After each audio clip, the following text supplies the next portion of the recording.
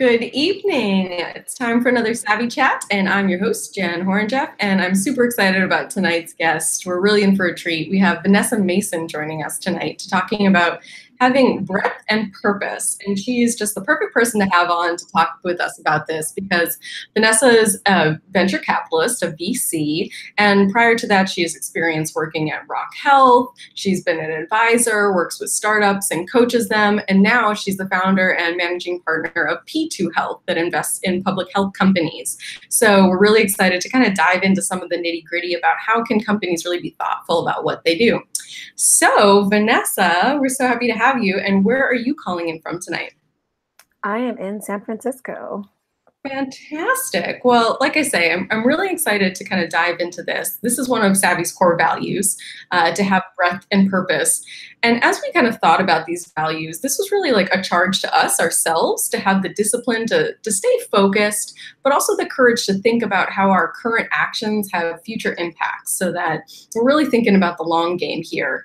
And I'm somebody who's a first-time founder. So, I'm this sort of dreamer. I have all these sorts of ideas and they're constantly sort of swirling around.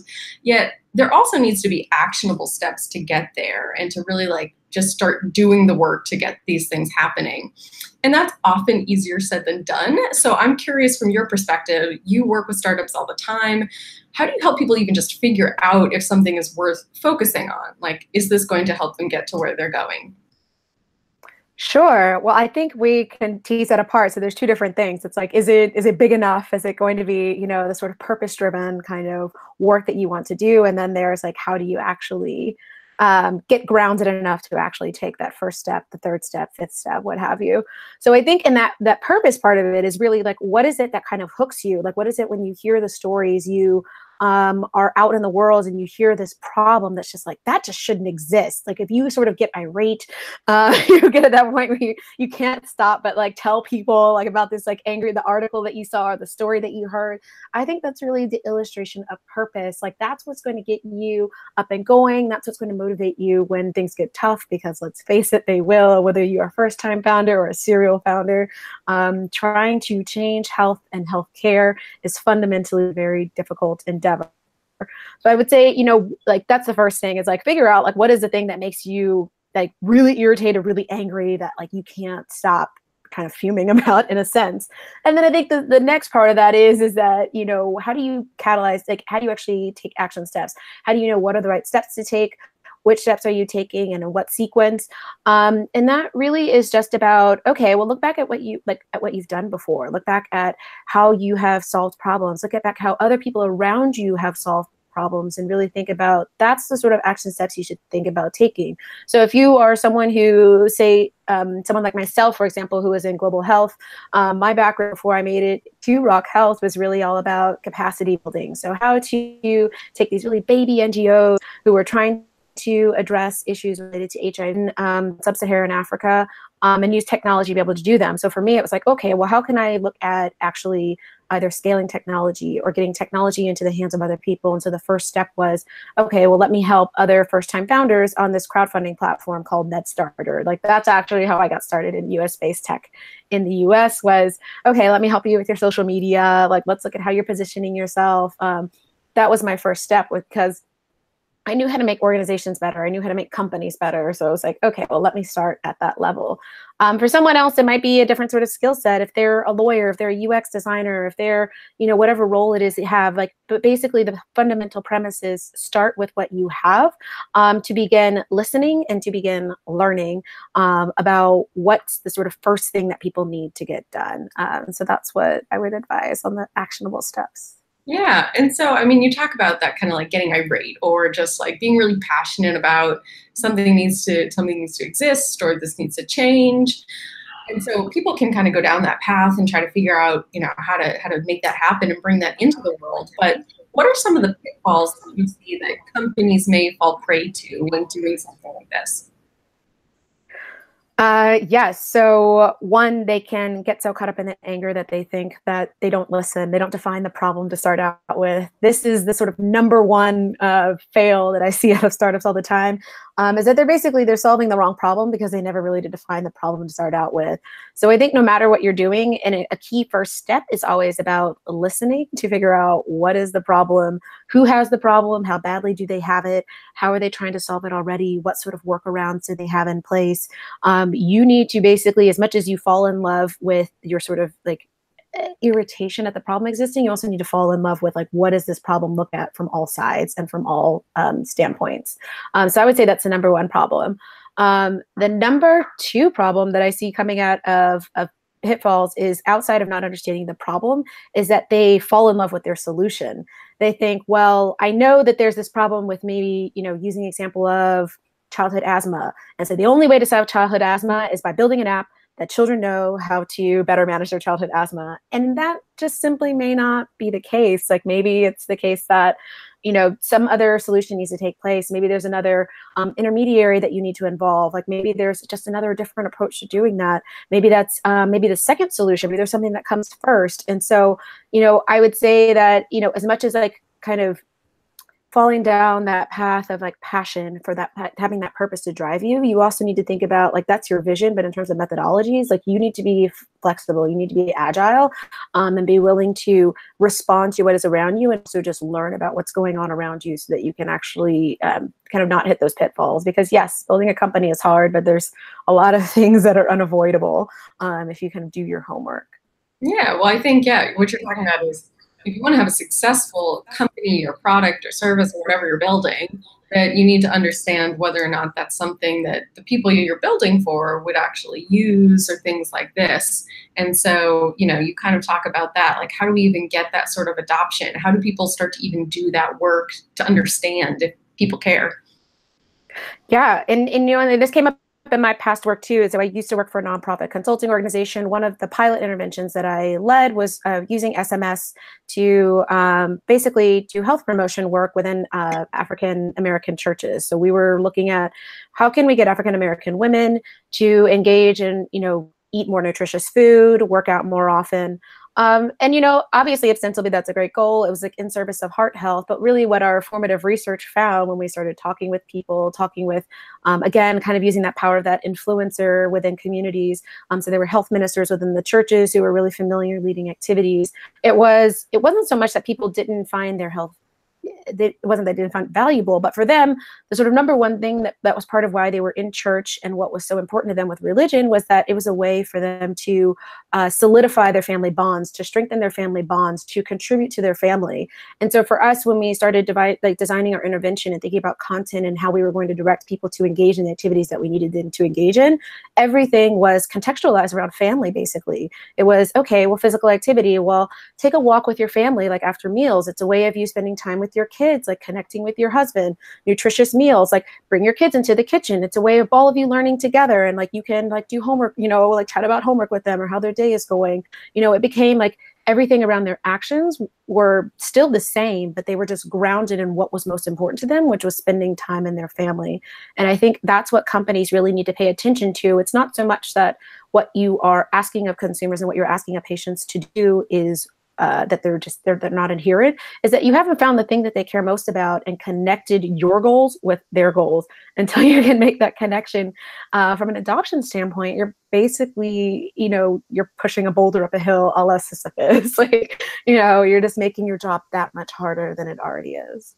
Yeah, well, you touched on one of my favorite or least favorite things, depending on how you want to talk about it, is the idea of adherence, and the fact that we just kind of blame patients for being non-adherent or non-compliant, when really the solutions have not been matched with the lifestyle that a patient has or wants to have, and it doesn't fit seamlessly into their life. And so I could go on and on, but this is this is sort of my time to ask you questions. Of course. It's such an important thing. And you gave such an interesting example too about, how are we getting into somebody's culture and making it work for them as well, and kind of thinking about how does this fit much more largely. And I really kind of reflect on that as like in our current culture that we're seeing that big ideas can also have a big impact and unintended consequences. And of course, it's the sort of topical thing, what's going on with some of these major platforms, like the impact that Uber has on drivers or cities, as well as Airbnb on cities, or Facebook's ad model on how it affects elections or selling data. And so here are people that probably started off, with that idea that was making them, really passionate or irate, or they needed to solve this problem that, whatever the individual problem was, but also now thinking about kind of what else is that bringing into our society. So I'm just curious how you even think about that, and if you talk about that with any of your startups, like what advice do you have on how to evaluate if an idea is either purposeful and making a meaningful impact, if it's just frivolous and is not really being used in a way that is going to advance society, or that it might actually even be harmful if we don't think through it. How do you deal with that? I think the first step is what you've just said, like having that conversation and saying, have you thought about, have you kind of played out all the scenarios? Like if your idea, your product, your service, if it exists, like what happens? So taking Uber as an example, it's fundamentally about helping people connect to transportation options. So without that, you have a world where people have public transportation, they have taxis, which operate in a suboptimal fashion. Like that's the world that we would continue having without an Uber. With Uber, yes, we get more options. And now, those forms of transportation in some extent kind of operate better. We also just have more options, but then we also have the other consequences of, from a transportation point of view, we now have added to congestion, we've added to pollution. And so I think even, asking yourself, what happens if this exists and what happens if this doesn't exist, you get to a point where at least you're aware of what is possible. The second thing is that I think that on the sort of thinking about if something is meaningful versus frivolous, once you kind of have a sense for what could happen, then it's, well, is that a world that we need to live in? Is that a world that we want to live in? What sort of problems, what kinds of problems are being solved by your product or your service existing? And then that kind of gets to like the sort of meaning of it. What does it mean for people's lives? What does it mean for the livelihood of the employees that are working for you? What does it mean from, an environmental perspective? A lot of things that I talk about too, because we're focused on investing in underrepresented founders. For me, that one of the great, not even an unintended consequences, but a purposeful consequence is that, when you have founders who go on to build successful companies, those employees tend to go off and then go start other successful companies. We see that now with Uber, with Airbnb. You're starting to see people kind of go off and spin off and build their own things now in their own companies. And they tend to, of course, bring the same sort of networks and sort of ideas and concepts with them. So for me, that's a great thing when I think about having more diverse founders in the space, having more problems that are more diverse. That's a very intentional consequence that I think about a lot when I look at investments. And so some of it might be that, like, what are other consequences that are downstream that you can be purposeful about including? Like you see that in companies like, I think Buffer is like a good example.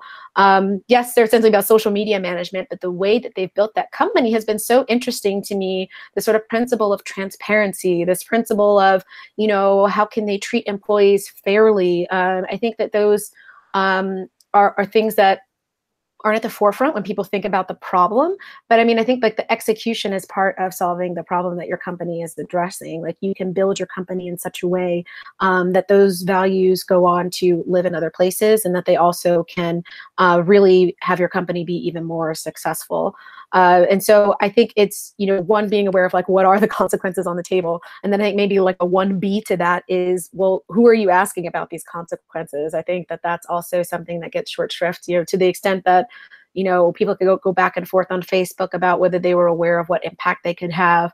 But some of that was a function of who was in the room when Facebook was being built, on how much discussion actually took place along those lines and who actually emphasized those points versus not. And then I think the second point of that is really thinking about, outside of what consequences are, like what are the meaning of those consequences either existing or not existing, and what are the potential impacts of you sort of pushing the gas on some and putting the brake on others, and or setting up a system to respond to when things actually emerge.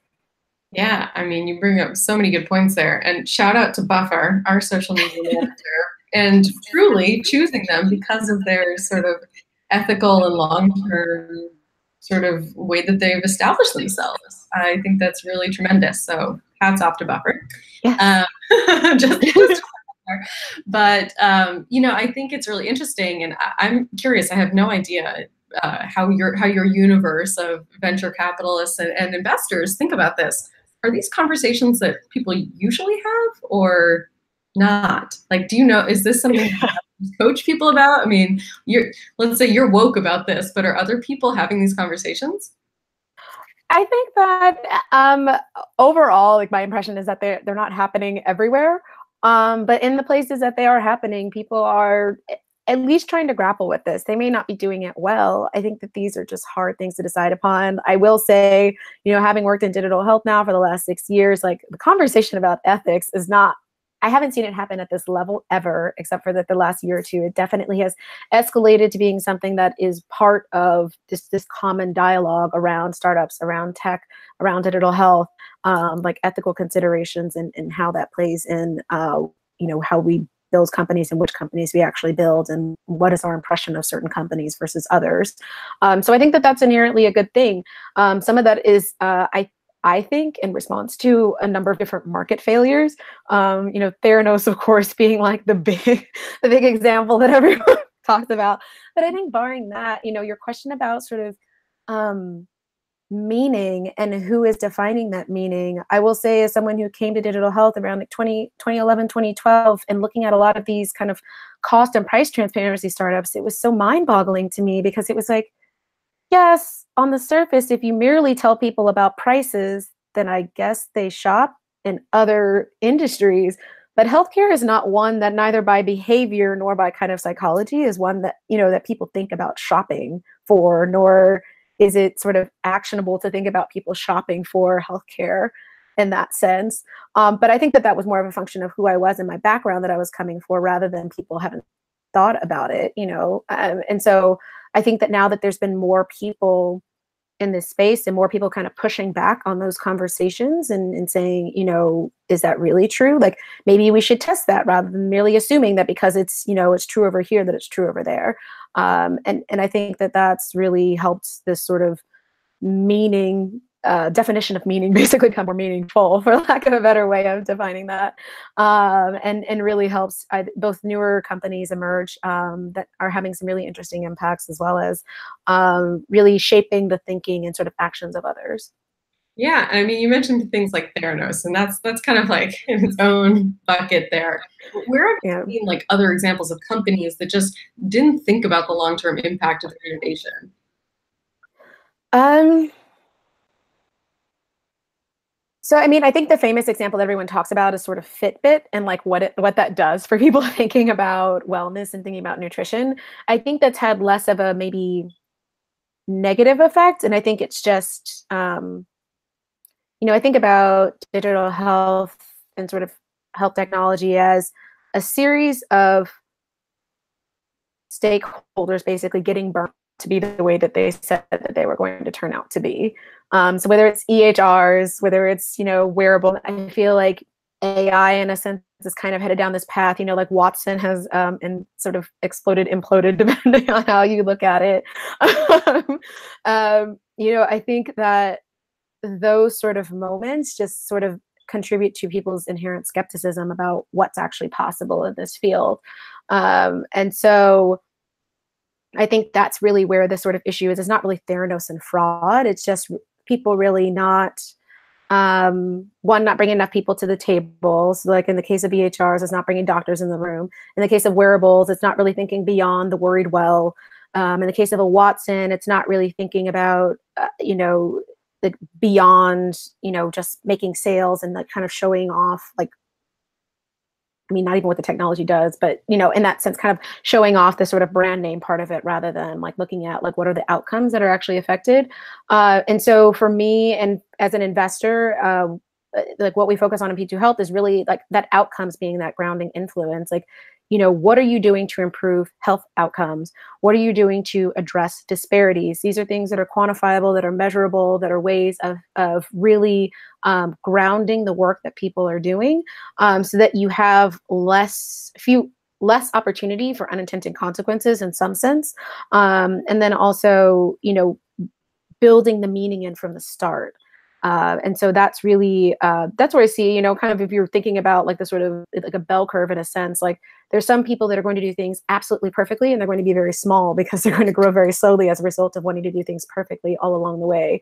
There are folks that are going to really go big and like fail fast in healthcare, and they're going to cause a lot of maybe harm along. That's like Theranos all the way out the tail, and then there's maybe some others are out there too.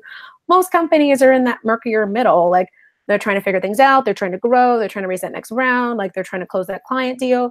And along the way, they just may make some mistakes. And so I think having, like you said, like having those conversations about value, like having those conversations about values, having those conversations about what is it that really you can anchor yourself to when you do have to make these incredibly tough decisions that you may have never made before because you're a first-time founder, because you're looking at doing health and healthcare in a different way. That's what's really going to help that murky middle be less bumpy, basically. I love that murky middle. I can relate to that.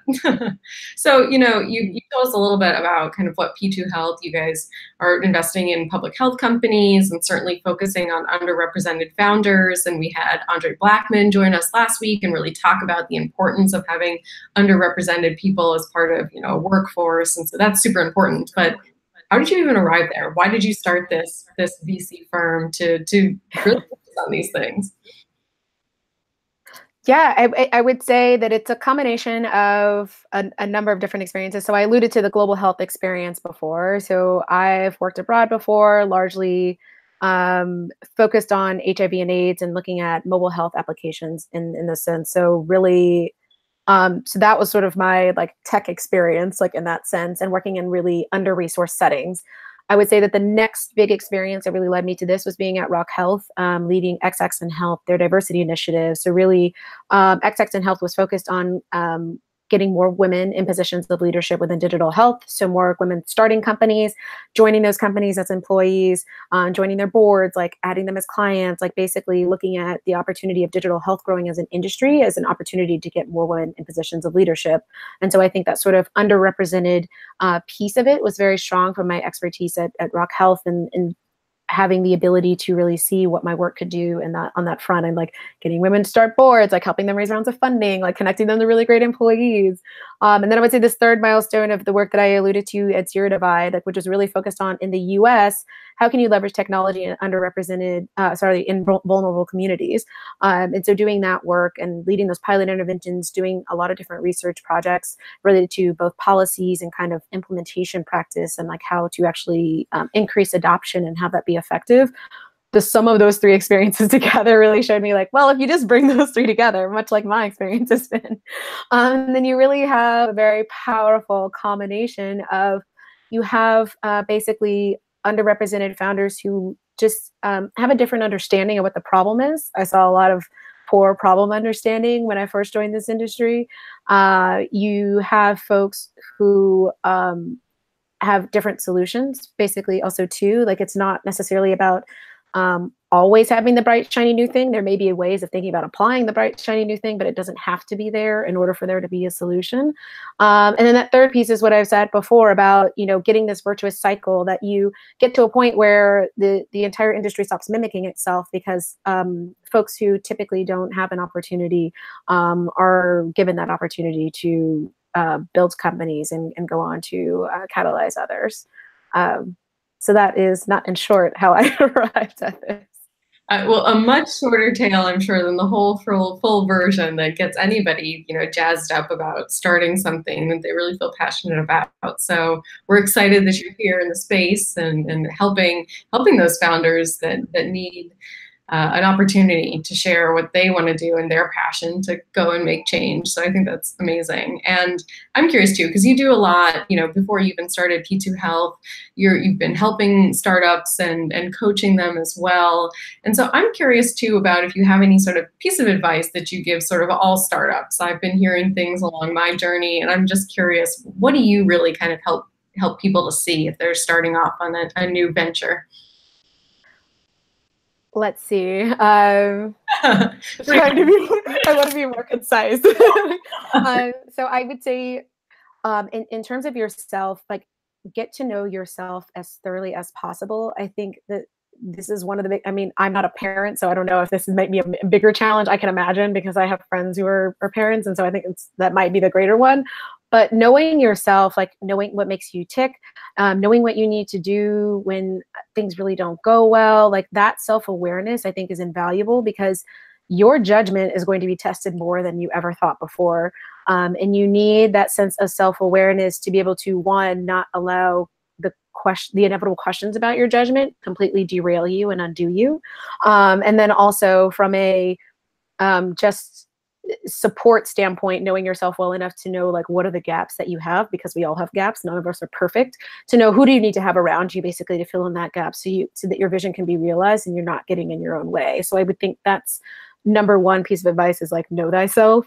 I think the second thing is maybe what I started out saying in the beginning, like, have that thing that that drives you, that is bigger than yourself. I think that, again, this whole like entrepreneurial journey is rough, no matter whether you're doing it the first time or the fourth time or the 20th time.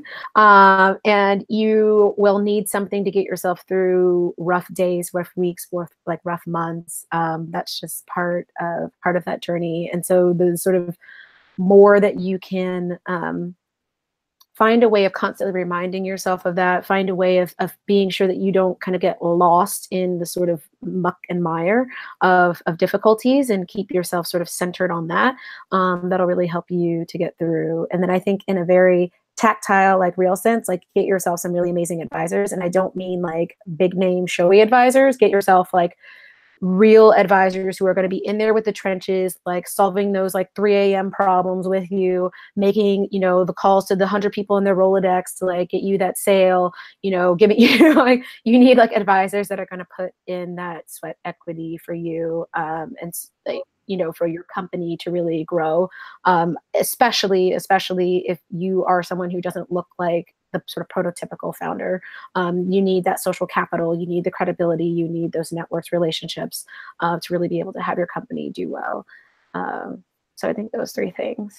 Yeah, that's all great advice. And I'm sure, we always have a variety of listeners. And so not everybody is probably versed at what this all is. I certainly wasn't before I started this, that starting something from scratch and building it is really challenging. And so you think you're going down the right path, or you just want to do something, you don't have the resources to do it. So it's really challenging. And I appreciate you sharing that kind of advice, because I think it's really important for people to understand that it's an emotional roller coaster of kind of the ups and downs going through it. And I think, to kind of reflect too, kind of going back to what we were talking about in sort of your early experiences in sort of the health tech environment and in Africa and otherwise, is now I'm thinking about people who are developing stuff specifically in healthcare. Do you have advice, given now what you know, what you've done, what you've seen with other companies, that you give people in healthcare? And I'm curious too, as we've talked about kind of that sort of like having breadth and purpose, like thinking about the long game, but really making sure that it's meaningful and impactful now. How do you start to frame that for the companies that you work with or coach? I think the one thing that I always leave companies with is that you need to answer the question of who wants to or needs to pay for whatever it is that you are providing. And sort of as a corollary to that, I'm always advising startups, specifically in digital health, to have basically a double value proposition, one that works under fee for service and one that works under value-based care. We are in a situation now where, yes, the transition to value-based care is happening. It is happening very, very slowly, however. And because inherent to both, transitions are always murky and difficult anyway, but because of this particular transition, as well as the rate that it's happening, basically what a lot of startups are expecting their potential customers to do is to gut one side of their business in order to benefit the other. And specifically to gut their old business, which is bringing the bulk of their revenue, in order to beef up their sort of newer, smaller side of their revenue. And it's just that works for some customers who are really on the value-based care train, and they are, they've invested in it, they see it from a company value and revenue perspective, like that's where they live. Most are just not at that place yet. Most are still trying to straddle both, and those incentives are at odds with each other. So you need to have something that works for both. So the example that I always give is a company like Healthify. Healthify, for people who are watching this who don't know what they do, really provide a SaaS platform for social workers to be able to connect patients to non-clinical needs. So it works like a fee-for-service system because it helps social workers basically just be more efficient. I think they now can move through their workload at 3x the rate that they were moving through it before. I think that's the metric. I might be getting that wrong. But the idea is that they can do more of their work and do it faster. In a value-based care setting, of course, like now that the patients are actually accessing non-clinical needs, they are now staying, well, you hate using the word adherent, but they're following their care plans more. And so their outcomes are more positive because they are getting things that they both want and that they need. Well, and not to say that wanting housing is merely a want, but they're getting access to things that are actually improving their health outside of the healthcare that's being provided. So that, I think that's an example that I usually give of sort of working under both fee-for-service and value-based care. I would say that that's the sort of best place that you could be in. If you are someone that really is sort of really more focused on value-based care, I think that you need to have a really clear idea of who your buyer like is in that space. I meet startups all the time who are just like, I'm just going to sell to ACOs. And I was like, do you not know how many other companies who are fairly similar to you who are also doing the same thing? You need to have something that differentiates yourself because this is now a really competitive space. It's the same thing on the commercial side, like people selling to employers. Like employers are getting tired of getting sold to and not seeing the outcomes and the results from that. And so you have to think like, what is the value that you are offering out of your sort of promises and claims of that? Is one of the reasons like why we work together with startups to connect them with pilots and really think about not just like even the clinical outcomes of what they're doing, but what are the cost benefit of what they're actually providing too. Like where's the efficiency? Where are the sort of savings on FTEs? Like where are the things that the hospitals that the hospitals and providers and everyone are really like counting, and like are there other line items in their budget? And I think the third thing that I would really think about too in terms of financing too is like be aware of how your customer purchases. So one of the examples that I always tell people about, I talked to a large payer and they were saying that they had the startup that came and pitched them. They thought what they were doing was fantastic. They were trying to work out a pilot with them, but basically because of the way that their pricing was set up, they couldn't really purchase from them because they have a particular way of how their budget is structured. This particular startup had PM pricing, and for whatever the area that they were addressing, I don't want to disclose who they are, but for the sort of area that they were addressing, that type of pricing wasn't acceptable. It needed to be structured some other way. And so it was very clear that there was a disconnect in how the startup really what they knew of their customer and how they thought about purchasing and what was actually going to happen. And so that's part of the necessary research and work that you need to do too, is like who's purchasing, how they purchasing, why are they motivated to purchase, how long are they going to be motivated to purchase? Because again, healthcare is on very shaky, sandy ground right now. And so you just want to be ready for that and be able to kind of move with and ideally support those moves as well.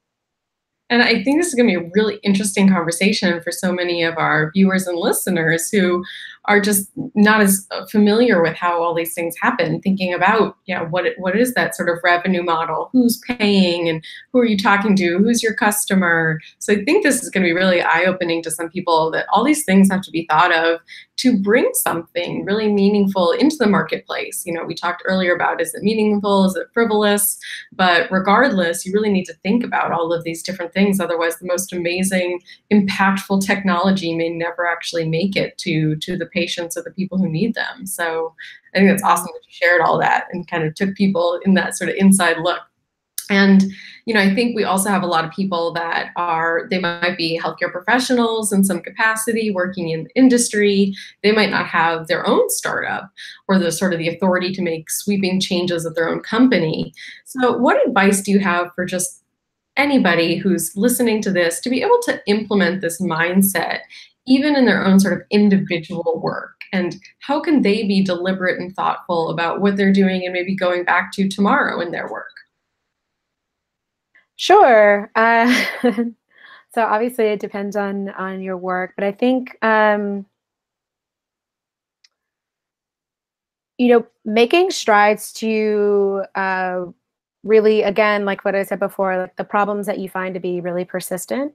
And then kind of asking questions within your company, within your institution, like what is being done to actually solve those? Who's actually on those? Because um, I think, especially in large organizations, it's very easy for things to kind of get lost in the cost of doing business.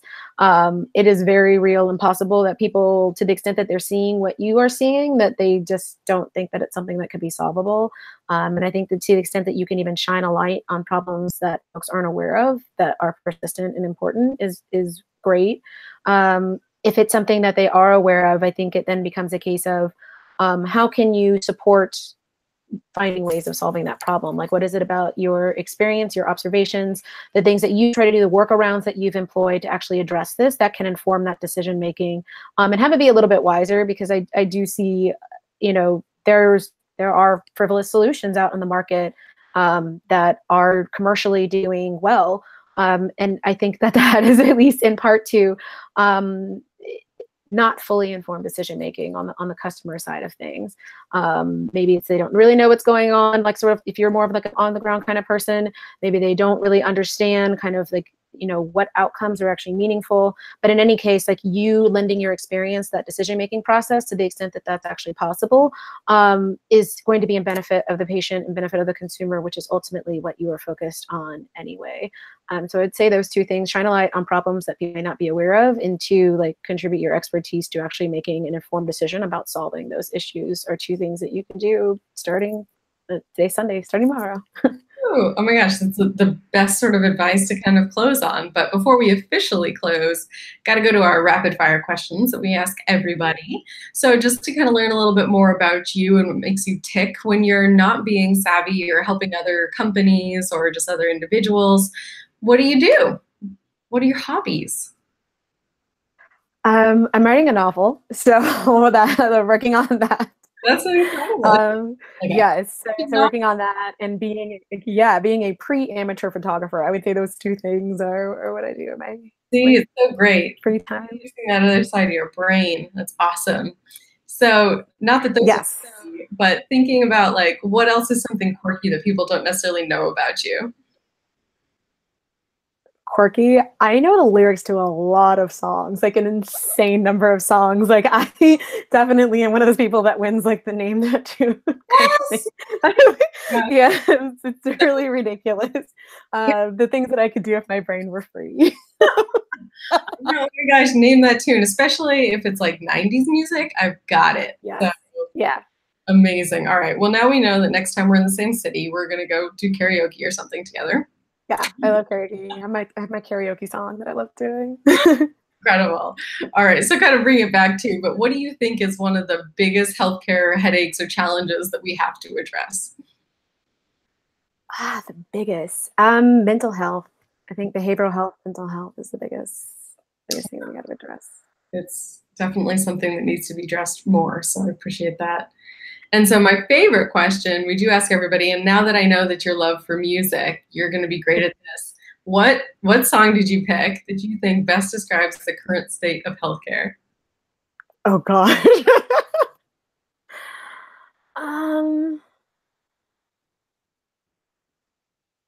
It's a tricky one. That's a tricky one. The current state of healthcare.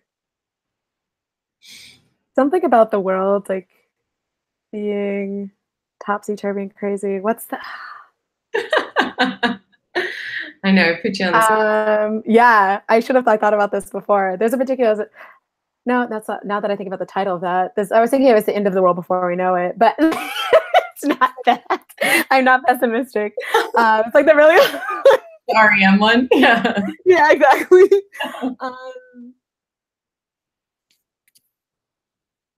I would say, in light of Aretha Franklin's passing, I would say a little prayer for you. That's the state of healthcare right now. I'm rooting for you, and you really need it. That's perfect. We might throw the REM one up there just for kicks too. we have an ongoing Spotify playlist that these get added to. So please, everybody, check out our Spotify playlist. You can find it. It's called the Savvy Healthcare Soundtrack, or you can go to our website, savvy.coop/savvy-soundtrack to find that.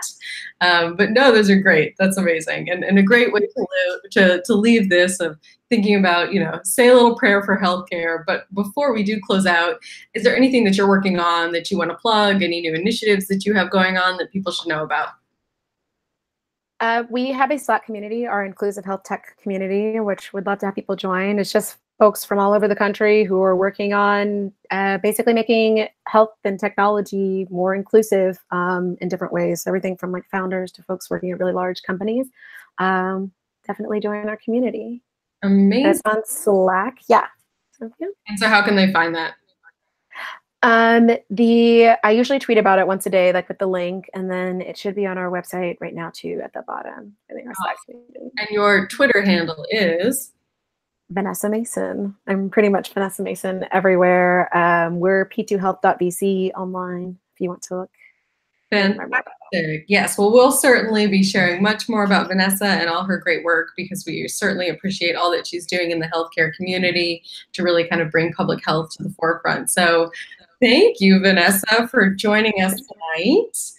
And before we close out, giving you guys a heads up for next week on Sunday night, we're going to be chatting with Mark Lieber from Startup Health, and he's going to be talking with us about Savvy's core value, about how to celebrate success, but also to grow from that failure, which I think piggybacks off nicely from what we've been talking about today, and really thinking about how can we make those sort of deliberate decisions, but of course things don't always go just as planned, and how can we learn from that and go forward.